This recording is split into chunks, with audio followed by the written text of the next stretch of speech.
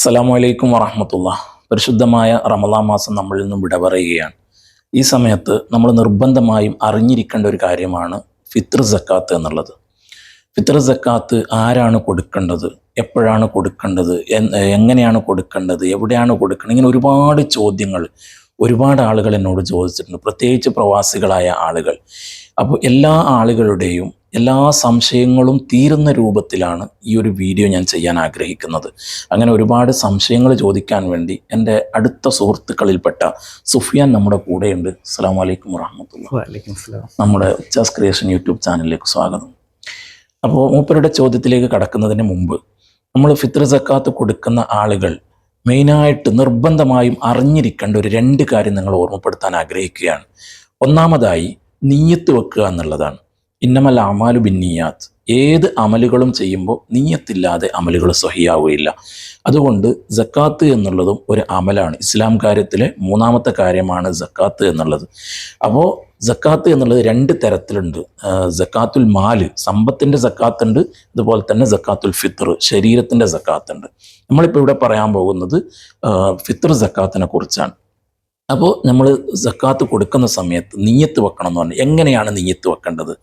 ഇത് എൻ്റെ ഫിത്ർ സക്കാത്താകുന്നു, അല്ലെങ്കിൽ നമ്മൾ ചെലവിന് കൊടുക്കൽ നിർബന്ധമായ ആളുകളുടേതാണെങ്കിൽ ഇത് എൻ്റെ വൈഫിൻ്റെ ഫിത്ർ സക്കാത്താകുന്നു, അല്ലെങ്കിൽ ഇതെൻ്റെ മകൻ്റെ ഫിത്ർ സക്കാത്താകുന്നു. ഇങ്ങനെ നമ്മൾ കൊടുക്കുന്ന സക്കാത്തിനെ കുറിച്ചിട്ട് നമ്മൾ നിയ്യത്ത് കരുതണം മനസ്സിൽ.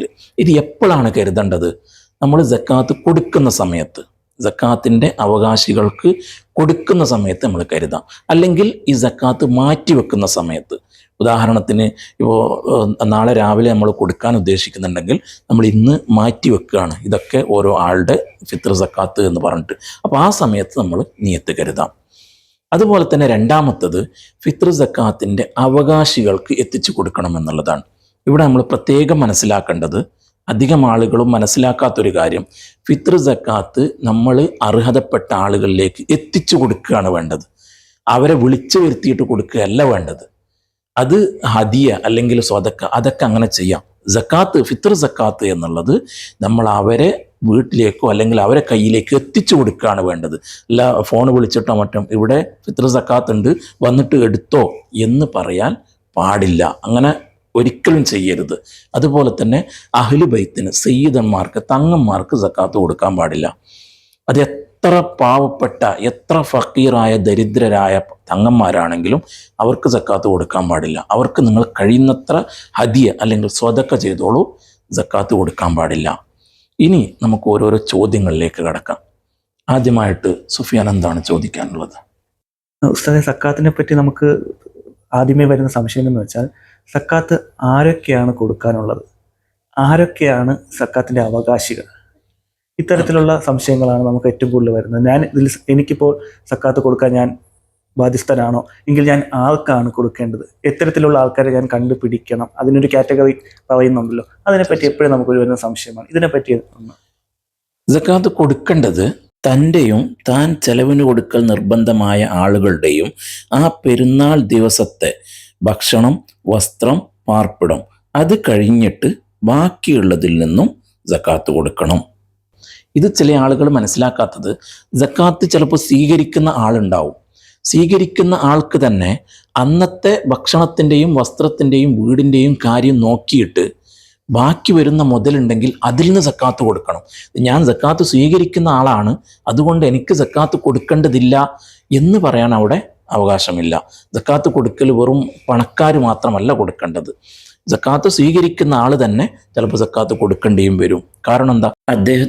അദ്ദേഹം ചെലവിന് കൊടുക്കൽ നിർബന്ധമായ ആളുകളുടെയും ആ പെരുന്നാളിൻ്റെ അന്നത്തെ ഭക്ഷണത്തിനും അന്നത്തെ വസ്ത്രത്തിനും അവരുടെ വീടിനും കഴിഞ്ഞിട്ടുള്ള ബാക്കി മുതലിൽ നിന്നും അവർ സക്കാത്ത് കൊടുക്കണം. പിന്നെ ചോദിച്ചിട്ടുള്ളത് ആർക്കൊക്കെയാണ് കൊടുക്കേണ്ടതെന്ന്. ഒന്നാമത്തത് ഫക്കീർ എന്ന് പറഞ്ഞാൽ അതിദരിദ്രർ, അതായത് ദാരിദ്ര്യത്തിൻ്റെ അങ്ങേയറ്റം എന്നൊക്കെ പറയില്ല, അത്രയും ദാരിദ്ര്യത്തിലുള്ള ആളുകൾക്കാണ് ഒന്നാമതായി കൊടുക്കേണ്ടത്. 2ാമത് മിസ്കീൻ എന്ന് പറഞ്ഞാൽ പാവപ്പെട്ടവർ. ഇവിടെ ഒരു ചോദ്യം വരുന്നത്, ഈ ദരിദ്രരും പാവപ്പെട്ടവരും ഇവർ തമ്മിൽ എന്താണ് വ്യത്യാസം എന്നാണ്. ഇവിടെ നമ്മൾ നോക്കേണ്ടത് അവരുടെ വരുമാനവും അവരുടെ ചെലവുമാണ്. ഇപ്പോൾ ഒരു വ്യക്തി അദ്ദേഹത്തിൻ്റെ വീട്ടിൽ ഒരു ദിവസം 100 രൂപ ചെലവുണ്ട് എങ്കിൽ, ഞാൻ ഉദാഹരണം പറയാണ്, അദ്ദേഹത്തിൻ്റെ വരുമാനം എന്ന് പറയുന്നത് 50 രൂപയോ 35 രൂപയോ ആണ്. അതായത് ചെലവിൻ്റെ പകുതിയോ അല്ലെങ്കിൽ അതിൽ താഴെയോ മാത്രമേ വരുമാനമുള്ളൂ എങ്കിൽ അദ്ദേഹം അതിദരിദ്രരിൽപ്പെട്ട ആളാണ്. അദ്ദേഹമാണ് ഫക്കീർ എന്ന് പറയുന്നത്. ഇനി മിസ്കീൻ എന്ന് പറഞ്ഞാൽ അദ്ദേഹത്തിന് വരുമാനമുണ്ട്, പക്ഷേ ചെലവിലേക്ക് എത്തുന്നില്ല. ഉദാഹരണത്തിന് ഇതേപോലെ ഒരു വീട്ടിൽ ഒരാൾക്ക് 100 രൂപയാണ് ചെലവ് എങ്കിൽ ഒരു 85-90 രൂപ അദ്ദേഹത്തിന് വരുമാനമുണ്ട്. അപ്പോൾ ചെലവിലേക്ക് എത്തുന്നില്ല. വരുമാനമുണ്ടോ എന്ന് ചോദിച്ചാൽ വരുമാനമുണ്ട്. അങ്ങനെയുള്ള ആളുകളാണ് പാവപ്പെട്ടവർ എന്ന് പറഞ്ഞാൽ. അങ്ങനെയുള്ള ആളുകളാണ് നമ്മുടെ നാടുകളിൽ സാധാരണ കണ്ടുകൊണ്ടിരിക്കുന്നത്. അപ്പോൾ ഒന്നാമത്തത് ഫക്കീറാണ്, രണ്ടാമത്തത് മിസ്കീനാണ്. ഇതിൽ തന്നെ നമ്മൾ ആദ്യം പരിഗണിക്കേണ്ടത് നമ്മുടെ കുടുംബത്തിൽപ്പെട്ട ഫക്കീറിനെയും മിസ്കീനെയും അല്ലെങ്കിൽ ഈ അവകാശികളെയുമാണ്. പിന്നെയാണ് നമ്മുടെ അയൽവാസികളെയും നമ്മുടെ നാട്ടുകാരെയും പരിഗണിക്കേണ്ടത്. മൂന്നാമത്തത് കടം കൊണ്ട് ബുദ്ധിമുട്ടുന്നവരാണ്. കടം കൊണ്ട് ബുദ്ധിമുട്ടുന്നവരെന്ന് പറയുമ്പോൾ നമ്മുടെ അത്യാവശ്യ ജീവിത കാര്യങ്ങൾക്ക് വേണ്ടി കടം വാങ്ങിയിട്ട് ബുദ്ധിമുട്ടുന്ന ആളുകൾ, അല്ലാതെ വേറെന്തെങ്കിലും അനാവശ്യ കാര്യങ്ങൾക്ക് വേണ്ടി കടം വാങ്ങിയിട്ട് ബുദ്ധിമുട്ടുന്ന ആളെക്കുറിച്ചല്ല പറഞ്ഞത്. നമ്മുടെ നിത്യ ആവശ്യങ്ങൾക്ക് വേണ്ടി കടം വാങ്ങിയിട്ട് ആ കടം കൊണ്ട് ബുദ്ധിമുട്ടുന്ന ആളുകൾ. ഇനി നാലാമത്തത് മുസ്ലിമിലേക്ക് കൺവേർട്ടായി വന്ന ആളുകൾ, അവരും സക്കാത്തിൻ്റെ അർഹതപ്പെട്ടവരാണ്. സക്കാത്ത് എന്ന് പറയുമ്പോൾ സക്കാത്തുൽ മാലായാലും സക്കാത്തുൽ ഫിത്റായാലും ഈ ആളുകളെയാണ് നമ്മൾ പരിഗണിക്കേണ്ടത്. അഞ്ചാമത്തത് വഴിയാത്രക്കാരാണ്. വഴിയാത്രക്കാരും ഫിത്ർ സക്കാത്തിൻ്റെ അവകാശികളാണ്. അതുപോലെ തന്നെ അള്ളാഹുവിൻ്റെ മാർഗത്തിൽ യുദ്ധം ചെയ്യുന്ന യോദ്ധാക്കൾ, അള്ളാഹുവിൻ്റെ മാർഗത്തിൽ യുദ്ധം ചെയ്യുന്ന യോദ്ധാക്കളായ ആളുകൾ. അതുപോലെ തന്നെ മോചനദ്രവ്യം എഴുതപ്പെട്ട, മോചനപത്രം എഴുതപ്പെട്ട അടിമകൾ, അവരെയും ഈ കാറ്റഗറിയിൽ പെടുത്തുന്നവരാണ്. പിന്നെ അടുത്തത് ഈ സക്കാത്ത് പിരിവിക്കാൻ വേണ്ടിയൊക്കെ സക്കാത്തുമായി ബന്ധപ്പെട്ട് ഏൽപ്പിക്കപ്പെട്ട ആളുകൾ. അത് ഇസ്ലാമിക രാജ്യത്താണ് അങ്ങനെയുള്ള സക്കാത്ത് പിരിവിക്കാൻ വേണ്ടിയൊക്കെ ആളുകളുള്ളത്. അവരും ഈ സക്കാത്തിന് അർഹതപ്പെട്ടവരാണ്. അപ്പോൾ 8 വിഭാഗമാണ്. ഇത് ഖുർആനിൽ തന്നെ പറഞ്ഞതാണ്, 8 വിഭാഗം ആളുകൾ സക്കാത്തിൻ്റെ അഹ്ലുകാരാണ് എന്നത്. ഫക്കീർ, മിസ്കീൻ, കടം കൊണ്ട് ബുദ്ധിമുട്ടുന്നവർ, പുതുമുസ്ലിം, വഴിയാത്രക്കാർ, അള്ളാഹുവിൻ്റെ മാർഗത്തിൽ യുദ്ധം ചെയ്യുന്നവർ, മോചനപത്രം എഴുതപ്പെട്ട അടിമകൾ, അതുപോലെ തന്നെ സക്കാത്ത് പിരിവുമായി ബന്ധപ്പെട്ട ആളുകൾ. ഇത്രയും ആളുകളെയാണ് നമ്മൾ ഈ സക്കാത്ത് കൊടുക്കാൻ വേണ്ടി സക്കാത്ത് കൊടുക്കാൻ വേണ്ടി നമ്മൾ കണ്ടെത്തേണ്ടത്. അപ്പോൾ ഇവിടെ വരുന്ന ഒരു സംശയം, ഒരേ ആൾക്ക് തന്നെ 2-3 ആളുകളുടെ സക്കാത്ത് കൊടുക്കാമോ എന്നുള്ളതാണ്. ഉദാഹരണത്തിന് ഞാൻ എൻ്റെയും വൈഫിൻ്റെയും കുട്ടിയുടെയും 3 പേരുടെയും സക്കാത്ത് ഒരേ ആൾക്ക് കൊടുക്കാൻ പാടുണ്ടോ എന്നുള്ളതാണ്. അത് കൊടുക്കുന്നത് കൊണ്ട് ബുദ്ധിമുട്ടില്ല. ഒരാൾക്ക് തന്നെ, അത്രയും പാവപ്പെട്ട ഒരു ഫക്കീറാണെന്ന് വെച്ചോ, ആ ഫക്കീറിനിക്ക് തന്നെ 3 ആളുടെ സക്കാത്തും കൊടുക്കുന്നത് കൊണ്ട് ബുദ്ധിമുട്ടില്ല. ഇനി എപ്പോഴാണ് സക്കാത്ത് കൊടുക്കേണ്ടത് എന്നുള്ളൊരു ചോദ്യം കൂടെ ഇവിടെ വരുന്നുണ്ട്. നമ്മൾ പെരുന്നാളിൻ്റെ അന്നത്തെ നിലാവ് കണ്ടത് മുതൽ പെരുന്നാൾ നിസ്കാരം വരെ ഇതിൻ്റെ ഇടയിലുള്ള സമയത്താണ് നമ്മൾ സക്കാത്ത് കൊടുക്കേണ്ടത്. പെരുന്നാളിൻ്റെ നിലാവ് കണ്ടത് മുതൽ പിറ്റേ ദിവസം പെരുന്നാൾ നിസ്കാരം നിസ്കരിക്കുന്നത് വരെ അതിൻ്റെ ഉള്ളിൽ നമ്മൾ കൊടുത്തു തീർക്കണം. അപ്പോൾ നമ്മളെപ്പോലെ തിരക്ക്, ഇപ്പോൾ ജോലിയിലൊക്കെ പെടുന്ന ആൾക്കാർ പെട്ടെന്നിപ്പോൾ അതിനുള്ള സമയം കണ്ടെത്തിയില്ലെങ്കിൽ മുന്നേ കൊടുക്കാം എന്നുള്ളൊരിത് ഇപ്പം കാണുന്നുണ്ടാണ്. അതിനെപ്പറ്റിയുള്ളത് കറക്റ്റായിട്ട് എന്താണ്? ഫിത്ർ സക്കാത്ത് മുമ്പേ കൊടുക്കാൻ പറ്റും. ഉദാഹരണത്തിന് റമദാൻ തുടക്കത്തിൽ മുതലോ അല്ലെങ്കിൽ റമദാൻ 20 കഴിഞ്ഞിട്ടോ എപ്പോൾ വേണമെങ്കിലും ഫിത്ർ സക്കാത്ത് കൊടുക്കാം. പക്ഷേ അവിടെ ഒരു കണ്ടീഷൻ ഉണ്ട്. നമ്മൾ ഫിത്ർ സക്കാത്ത് കൊടുക്കുന്ന ആൾ, അതായത് ആ ഫിത്ർ സക്കാത്ത് വാങ്ങുന്ന ആളുണ്ടല്ലോ, അദ്ദേഹം ഈ പെരുന്നാളിൻ്റെ അന്നും ഈ ഫിത്ർ സക്കാത്ത് വാങ്ങാൻ അർഹതപ്പെട്ട ആളായിരിക്കണം. മനസ്സിലായില്ലെങ്കിൽ, ഒരു ഫിത്ർ സക്കാത്തിന് അർഹതപ്പെട്ട ഒരാളെ നമ്മൾ കണ്ടെത്തി, ഉദാഹരണത്തിന് ഒരു ഫക്കീറിനെ കണ്ടെത്തി. ആ ഫക്കീർ, അദ്ദേഹത്തിനെ ആരെങ്കിലും ഒരാൾ സഹായിച്ചു, അദ്ദേഹത്തിൻ്റെ ഫക്കീർ തുറക്കെ മാറിയിട്ട് പെരുന്നാളാകുമ്പോഴത്തേനും അദ്ദേഹം സമ്പന്നനായി. എന്നാൽ നമ്മൾ ഫിത്ർ സക്കാത്ത് അത് വിടൂല, നമ്മൾ വേറെ ആളുകൾക്ക് കൊടുക്കേണ്ടി വരും. കാരണം എന്താ? പെരുന്നാളിൻ്റെ അന്നേക്ക് ഇദ്ദേഹം ഫിത്ർ സക്കാത്തിൻ്റെ ആളിൽപ്പെട്ട ആളല്ല. അത് ഫിത്ർ സക്കാത്തിൻ്റെ ആളിൽപ്പെട്ട ആളാണെങ്കിൽ മുമ്പേ നമ്മൾ കൊടുക്കുന്നത് കൊണ്ട് കുഴപ്പമില്ല. അപ്പോൾ അവിടെയുള്ള കണ്ടീഷൻ, നമ്മൾ ആ കൊടുത്ത വ്യക്തി പെരുന്നാളിൻ്റെ അന്നും ഫിത്ർ സക്കാത്തിന് അർഹതപ്പെട്ട ആളായിരിക്കണം. എങ്കിൽ നമ്മൾക്ക് മുമ്പേ കൊടുക്കുന്നതുകൊണ്ട് കുഴപ്പമില്ല. അതുപോലെ തന്നെ ഇത് പിന്തിക്കുക. ഇപ്പോൾ പെരുന്നാൾ നിസ്കാരത്തിൻ്റെ സമയം വരെ എന്ന് ഞാൻ പറഞ്ഞു, അതിനു മുമ്പ് കൊടുക്കണമെന്ന്. പെരുന്നാൾ നിസ്കാരവും കഴിഞ്ഞിട്ട് പിന്തിക്കൽ കറാഹത്താണ്. പെരുന്നാൾ നിസ്കാരവും പിന്തിച്ച് വെക്കൽ കറാഹത്താണ്. ഇനി പെരുന്നാളിൻ്റെ അന്ന് മഗ്‌രിബ് വരെ വെച്ചു, മഗ്‌രിബായാൽ പിന്നെയും പിന്തിക്കൽ ഹറാമാണ്, പിന്നെയും പിന്തിക്കാൻ പാടില്ല. പക്ഷേ പെരുന്നാൾ നിസ്കാരത്തിൻ്റെ സമയമായി, നമ്മുടെ കുടുംബത്തിൽപ്പെട്ട ഒരു ഫക്കീറായ മനുഷ്യൻ, അദ്ദേഹം ആ സ്ഥലത്തില്ല, വരുന്നുണ്ട്, എന്നാൽ നമുക്ക് ആ സക്കാത്ത് പിന്തിച്ച് വെക്കാം, കുഴപ്പമില്ല. നിയത്താക്കി ഇപ്പോൾ അവരെ അറിയിച്ചതിന് ശേഷം വാങ്ങുന്നത് പിന്തിക്കുക എന്നുള്ളത് മാത്രമല്ലേ അവിടെ വരുന്നത്? അതെ, നമ്മൾ ഫിത്ർ സക്കാത്ത് കൊടുക്കാൻ നമ്മളെ കുടുംബത്തിൽപ്പെട്ട ഒരാൾ, അർഹതപ്പെട്ട ഒരാളുണ്ട്. അപ്പോൾ അദ്ദേഹം നമ്മുടെ സ്ഥലത്തില്ല, അദ്ദേഹം വരികയാണ്. ആ വരുന്നത് വരെ അത് പിന്തിച്ച് നിയത്താക്കി നമുക്കത് കരുതി വെക്കാം. സമയം പിന്തിച്ചാലും കുഴപ്പമില്ല. ഇനി ഈ ഒരാൾക്ക് ഫിത്ർ സക്കാത്ത് കൊടുക്കാൻ കഴിഞ്ഞില്ല, ഈ സമയത്ത് കൊടുത്തില്ല, പെരുന്നാളിൻ്റെ അന്ന് ഫിത്ർ സക്കാത്ത് കൊടുത്തില്ല, എങ്കിലും അദ്ദേഹം പിന്നീട് അത് ഖളാ വീട്ടണം. ഇപ്പോൾ നമ്മുടെ മേലിൽ ഫർളാക്കപ്പെട്ട നിസ്കാരമുണ്ട്, നമ്മൾ സമയത്ത് നിസ്കരിച്ചില്ലെങ്കിൽ എന്ത് ചെയ്യും? പിന്നെ ഖളാ വീട്ടും, അല്ലേ? അതുപോലെ ഈ ഫിത്ർ സക്കാത്ത് കൊടുക്കാത്ത ആള് പിന്നീട് അത് ഖളാ വീട്ടണം, കൊടുത്തു വീട്ടണം എന്നാണ്. സാർ, അപ്പോൾ നമ്മളിപ്പോൾ സക്കാത്തിൻ്റെ അവകാശികൾ ആരാണെന്നതിനെ പറ്റി ഇപ്പോൾ പറയുകയുണ്ടായി. ഇനിയിപ്പോൾ സക്കാത്ത് നമ്മൾ എന്താണ് കൊടുക്കേണ്ടത്, അല്ലെങ്കിൽ അത് എവിടെ കൊടുക്കണം? നമ്മളിപ്പോൾ പ്രവാസ ലോകത്ത് നിൽക്കുന്ന ആൾക്കാരാണ്, നമ്മുടെ കുടുംബം നാട്ടിലാണ് ഉള്ളത് എങ്കിൽ നമ്മൾ അത് എന്താണ്, എവിടെയാണ് നമ്മുടെ സക്കാത്ത് നമ്മൾ കൊടുക്കേണ്ടത് എന്നുള്ളതിനെ പറ്റി? വളരെ പ്രധാനപ്പെട്ട ഒരു ചോദ്യമാണത്. എന്താണ് കൊടുക്കേണ്ടതെന്ന് വെച്ചാൽ, നമ്മൾ എവിടെയാണോ താമസിക്കുന്നത് ആ താമസിക്കുന്ന സ്ഥലത്ത് പ്രധാനമായും കഴിക്കുന്ന ഭക്ഷണധാന്യം, അതാണ് നമ്മൾ കൊടുക്കേണ്ടത്. അത് നമ്മളിപ്പോൾ ഇന്ത്യയിലാണെങ്കിലും ഇവിടെ UAE-യിലാണെങ്കിലും ഒക്കെ മുഖ്യമായും കഴിക്കുന്നത് അരി ആഹാരമാണ്. അപ്പോൾ അരിയാണ് നമ്മൾ കൊടുക്കേണ്ടത്, നാട്ടിലാണെങ്കിലും ഇവിടെയാണെങ്കിലും. അപ്പോൾ ഈ ഫിത്ർ സക്കാത്ത് കൊടുക്കുന്നത് ഭക്ഷണധാന്യമാണ് കൊടുക്കുന്നതെന്ന് പറഞ്ഞല്ലോ. അപ്പോൾ ഇത് കൊടുക്കേണ്ട അളവ് അത് പറയുന്നുള്ളത് ലിറ്റർ കണക്കിലാണ്. അതായത് ഒരു സാഗ്, ഒരാളുടെ ഫിത്ർ സക്കാത്ത് ഒരു സാഗാണ്. ഒരു സാഗ് എന്ന് പറഞ്ഞാൽ 4 മുദ്ദ്. 4 മുദ്ദ് എന്ന് പറയുമ്പോൾ ഒരു മുദ്ദ് എന്നുള്ളത് 800 മില്ലി ലിറ്ററാണ്. ലിറ്റർ കണക്കിലാണ് പറയുന്നത്, 800 മില്ലി ലിറ്റർ. അപ്പോൾ 4 മുദ്ദ് എന്ന് പറയുമ്പോൾ 4 × 8 32, 3200 മില്ലി ലിറ്റർ. 3200 milli litre. ഈ മില്ലി ലിറ്ററിനെ കിലോയിലേക്ക് കൺവേർട്ട് ചെയ്യുമ്പോൾ അത് 2 കിലോ 650 ഗ്രാം ഇങ്ങനെയാണ് വരുന്നത്. പക്ഷേ യഥാർത്ഥ 1 കിലോ നമുക്കത് പിടിക്കാൻ കിട്ടൂല. കാരണം ഓരോരോ തരത്തിലുള്ള അരികൾ അതിൻ്റെ വെയിറ്റ് കനം വ്യത്യാസം ഉണ്ടാവും.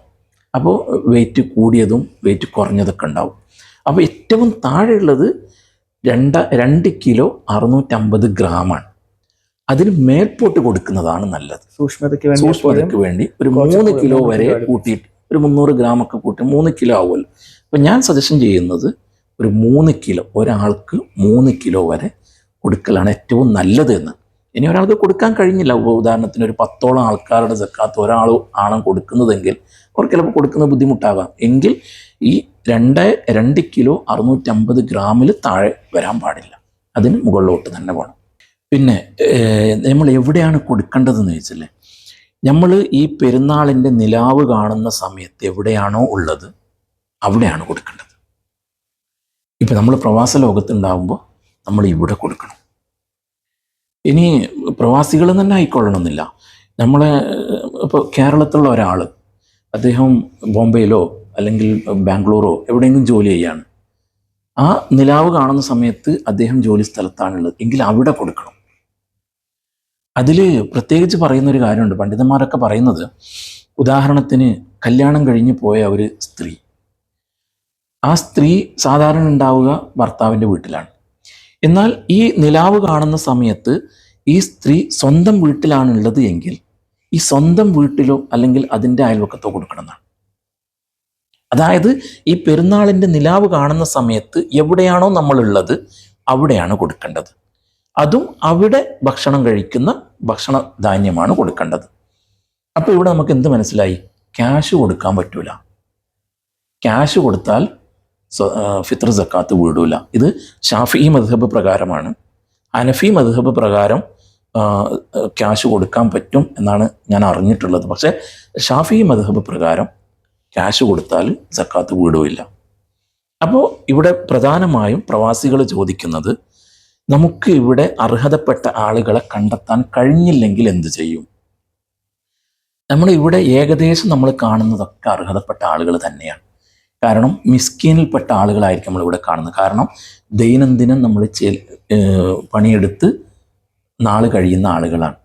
കാരണം നമ്മൾ ഇവിടെ നിന്ന് എത്ര പണിയെടുത്താലും നാട്ടിലേക്ക് ആ കാശ് അയച്ചു കൊടുക്കുമ്പോൾ അത് മതിയാവാത്ത വരുന്ന ഒരു അവസ്ഥ. വരവിനേക്കാളും ചിലവുള്ള ഒരു കാലഘട്ടമാകുമ്പോൾ എല്ലാവരും മിസ്കിനിൽ പെട്ടതായത് കൊണ്ട് തന്നെ അർഹതപ്പെട്ടവർ നമുക്കിടയിൽ ഉള്ളവരെ നമ്മുടെ കൂട്ടത്തിൽ തന്നെ ജോലി ചെയ്യുന്ന ബക്കാലകളിൽ, സൂപ്പർ മാർക്കറ്റുകളിൽ, അതുപോലെ തന്നെ ഹോട്ടലുകളിലൊക്കെ ചെറിയ ശമ്പളത്തിന് ജോലി ചെയ്യുന്ന ആളുകൾ അവർ ഭക്ഷണം ഉണ്ടാക്കുന്നുണ്ടെങ്കിൽ അവിടെ കൊടുത്താൽ മതി. പ്രത്യേകിച്ച് മനസ്സിലാക്കേണ്ടത് മുസ്ലിമീങ്ങൾക്കാണ് കൊടുക്കേണ്ടത് സക്കാത്ത്. ആ മുസ്ലിമീങ്ങൾക്ക് നമ്മൾ സക്കാത്തുമായി അവരെ സമീപിക്കുമ്പോൾ ഞങ്ങൾ അർഹരാണോ, അല്ലെങ്കിൽ ഞങ്ങൾക്ക് സക്കാത്ത് മേടിക്കാൻ ഒരാൾ തരുമ്പോൾ നമുക്കത് മേടിക്കാൻ പറ്റുമോ എന്നുള്ള സംശയം ഇത്തരക്കാരിൽ ചിലപ്പോൾ കൂടുതലായിരിക്കും. കാരണം ഈ പറഞ്ഞ കണക്ക് അതെ, അവർക്ക് ചെറിയ ശമ്പളത്തിന് ജോലി ചെയ്യുന്ന ആളുകളാണല്ലോ. അപ്പോൾ അവർ അതിന് അർഹതപ്പെട്ടവർ തന്നെയാണ്. അത് നമ്മുടെ നാട്ടുകാർ തന്നെ ആയിക്കൊള്ളണമെന്നില്ല. നമ്മുടെ കൂട്ടത്തിലുള്ള ഏത് നാട്ടുകാരായാലും മുസ്ലിമായ പാവപ്പെട്ട ആളുകളായാൽ മതി. നമ്മുടെ കൂട്ടത്തിൽ ഇപ്പോൾ ബംഗ്ലാദേശുകാരുണ്ടാവും, പാകിസ്ഥാനികളുണ്ടാവും, ഏത് നാട്ടുകാരായാലും മുസ്ലിമായ പാവപ്പെട്ട ആളുകൾക്ക് കൊടുത്താൽ മതി. ഒരു സംശയം കൂടെ, സക്കാത്ത് കൊടുക്കുമ്പോൾ നമ്മൾ നിയത്ത് കരുതിയാണ് നമ്മൾ സക്കാത്ത് കൊടുക്കുന്നത്. ഏതൊരു കാര്യം ചെയ്യുമ്പോഴും നിയത്താണ് അതിൽ പ്രധാനം വരുന്നത്. അതുപോലെ സക്കാത്ത് സ്വീകരിക്കുന്ന ആൾക്ക് ഞാനിത് സ്വീകരിക്കുന്നു എന്നുള്ള അങ്ങനത്തെ രീതിക്കുള്ള ഒന്നും തന്നെ അതല്ല. പിന്നെ പ്രവാസികൾക്കുള്ള വേറൊരു ചോദ്യം, ഞങ്ങളുടെ സക്കാത്ത് നാട്ടിൽ കൊടുക്കാൻ പാടുണ്ടോ എന്നുള്ളതാണ്. അത് ഷാഫിഈ മദ്ഹബ് പ്രകാരം തന്നെ വലിയ പ്രബലമല്ലാത്ത ഒരഭിപ്രായം വെച്ച് നോക്കുമ്പോൾ ഈ പ്രവാസികൾക്ക് ഇവിടെ ആളുകളെ കണ്ടെത്താൻ കഴിയാത്ത ഒരു അവസ്ഥയാണെങ്കിൽ അത് നമുക്ക് നാട്ടിലുള്ള ആളുകളെ ഏൽപ്പിക്കാമെന്നാണ്. അത് പല തരത്തിൽ വരാം. ഉദാഹരണത്തിന് എവിടെയെങ്കിലും ഒരു കോമ്പൗണ്ടിനകത്ത് മാത്രം ജോലി ചെയ്യാൻ വിധിക്കപ്പെട്ട ആളുകൾ, ഉദാഹരണത്തിന് ഒരു വീട്ടിലാണ് ജോലി ചെയ്യേണ്ടത്, അവർക്ക് പുറത്തു പോകാൻ പാടില്ല, അല്ലെങ്കിൽ ഉള്ളിലുള്ള ഏരിയകളാണ് ആൾക്കാരെ കണ്ടെത്താൻ, വിജനമായ ഏരിയകളിലൊക്കെ കണ്ടെത്താൻ ബുദ്ധിമുട്ട് എന്നുണ്ടെങ്കിൽ, അങ്ങനെയുള്ള ആളുകളാണെങ്കിൽ അവർക്ക് നാട്ടിൽ വിളിച്ചിട്ട് ഭാര്യയോടോ അല്ലെങ്കിൽ അർഹതപ്പെട്ട ആളുകളോട് അത് ഏൽപ്പിക്കാവുന്നതാണ്. അപ്പോൾ ആ സക്കാത്ത് കൊടുക്കുന്ന ആളുകൾ നിയത്ത് വെക്കേണ്ടത് ഇത് ഇന്ന ആള് എന്നെ ഏൽപ്പിച്ച സക്കാത്ത് ഞാൻ കൊടുക്കുന്നു എന്നുള്ളതാണ്. ഉദാഹരണത്തിന് ഭർത്താവാണ് ഒരു ഭാര്യയെ ഏൽപ്പിക്കുന്നത് എങ്കിൽ ഇത് എൻ്റെ ഭർത്താവ് ഏൽപ്പിച്ച ഭർത്താവിൻ്റെ ഫിത്ർ സക്കാത്ത് ഞാൻ കൊടുക്കുന്നു എന്നാണ് നിയത്ത് കരുതേണ്ടത്. വേറെ ചില ആളുകൾ ചോദിക്കുന്നത്, നമ്മൾ ഇവിടെ പണിയെടുത്തിട്ടാണ് നാട്ടിലേക്ക് കാശ് കൊടുത്തു വിടുന്നത്, എന്നിട്ട് അവർ അതുകൊണ്ട് സക്കാത്ത് അവിടെ കൊടുക്കുന്നു, അതിനേക്കാളും നമ്മൾ തന്നെ അവരുടെ സക്കാത്തൊക്കെ ഇവിടെ കൊടുത്താൽ പോരെ എന്നുള്ളതാണ്. എന്നാൽ അങ്ങനെ കൊടുത്താൽ മതിയാവില്ല. കാരണം ആ ഭാര്യയും അല്ലെങ്കിൽ മക്കൾ അവർ എവിടെയാണോ ഉള്ളത് അവിടെയാണ് കൊടുക്കേണ്ടത്. അപ്പം നാട്ടിൽ ഏതായാലും ഫക്കീറന്മാരും മിസ്കീന്മാരൊക്കെ ഉണ്ട്, അവർക്ക് കണ്ടെത്താൻ പറ്റും. അതുകൊണ്ട് അവർ നാട്ടിൽ തന്നെയാണ് കൊടുക്കേണ്ടത്. അവരുടെ സക്കാത്ത് നമുക്ക് ഇങ്ങോട്ട് എടുത്തിട്ട് കൊടുക്കാനുള്ള ഒരു വിധിയുമില്ല. നമ്മളെ സക്കാത്ത് ഇവിടെ ഈ ബുദ്ധിമുട്ടിൽ പെടുകയാണെങ്കിൽ ചില പണ്ഡിതന്മാർ നാട്ടിൽ കൊടുക്കാം എന്ന് പറഞ്ഞിട്ടുണ്ട്. അതുപോലെ ഇപ്പോൾ സ്ത്രീകളുടെ കാര്യം പറഞ്ഞു, ഈ കുട്ടികളുടെ കാര്യത്തിലേക്ക് വരുമ്പോൾ സക്കാത്തിൻ്റെ വിധി വിലക്കുകൾ എങ്ങനെയാണ്? വളരെ പ്രധാനപ്പെട്ട ഒരു ചോദ്യമാണ്. കുട്ടികൾ, അതുപോലെ തന്നെ മരണപ്പെട്ടവർ. ഇപ്പോൾ ഈ പെരുന്നാളിൻ്റെ അന്ന് നിലാവ് കാണുന്നതിന് മുമ്പ്, ഉദാഹരണത്തിന് റമദാൻ 29-ന് അല്ലെങ്കിൽ റമദാൻ 30 കിട്ടുകയാണെങ്കിൽ 30-ന് ഒരു സ്ത്രീ പ്രസവിച്ചാൽ ആ കുട്ടിക്ക് സക്കാത്ത് കൊടുക്കണം. ഉസ്താദ്, ഇപ്പോൾ ജോലി തിരക്കിലോ യാത്രയിലോ ഒക്കെ ആയിരിക്കുന്ന സമയത്തായിരിക്കും. അപ്പം ഈ നിശ്ചിതപ്പെട്ട സമയം ഈ പറഞ്ഞല്ലോ, നിലാവ് കണ്ടത് മുതൽ പെരുന്നാൾ നമസ്കാരം കഴിയുന്നതിനകം നമ്മൾ കൊടുക്കണം എന്നുള്ളത്.